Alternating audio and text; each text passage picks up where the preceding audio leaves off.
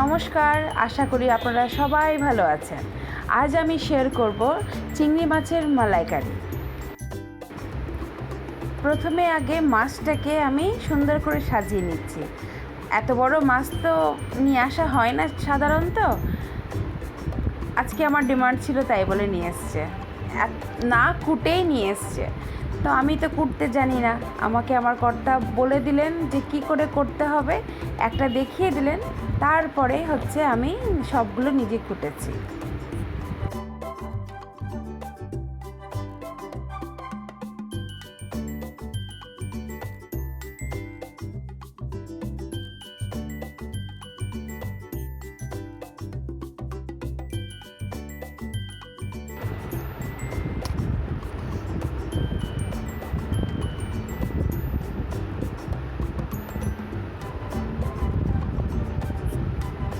এই আমার এক এক করে সবগুলো চিংড়ি মাছ কোটা হয়ে গেছে।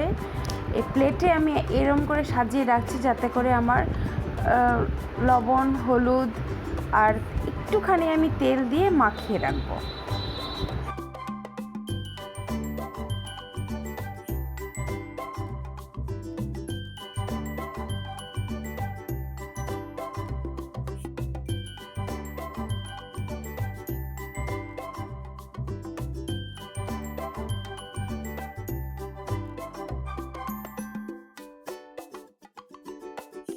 প্লেটটা আমি সাইডে সরিয়ে নারকেলটা আমি নিয়ে নিলাম, যেটা আগে থেকে ফাটানো ছিল, সেটা কুড়ে আমি সাইডে রাখলাম।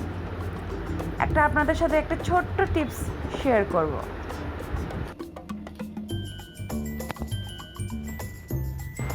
এবার একটা কড়াইয়ে আমি গরম জল করব। তার জন্য আমি গ্যাসটা অন করলাম, জলটা ফুটে গেছে।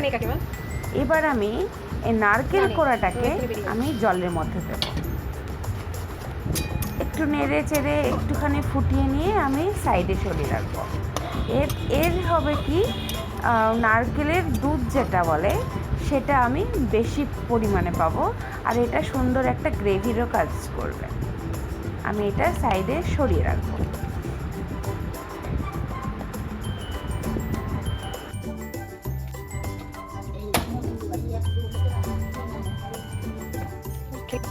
এবার কড়াইটা গরম হওয়ার পরে আমি তেল দিলাম।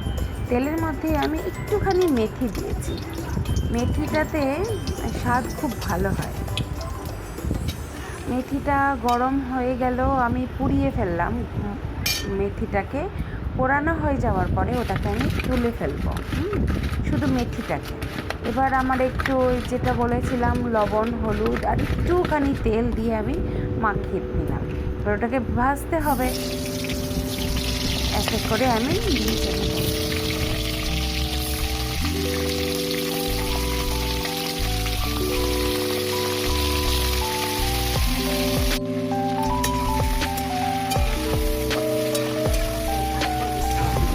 একবারে ভাজা হবে না, এটা দুবারে আমি ভেজেছি তাই। আর এটা একটু লাল লাল হয়ে গেলে পরে আমরা নামিয়ে রাখবো। সব এক এক করে আমি ভেজে নিলাম, সব সুন্দর করে সাজিয়ে রেখে দিয়েছি।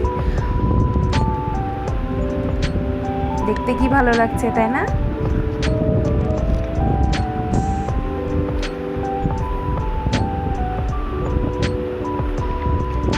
মাছ ভাজা আমার কমপ্লিট।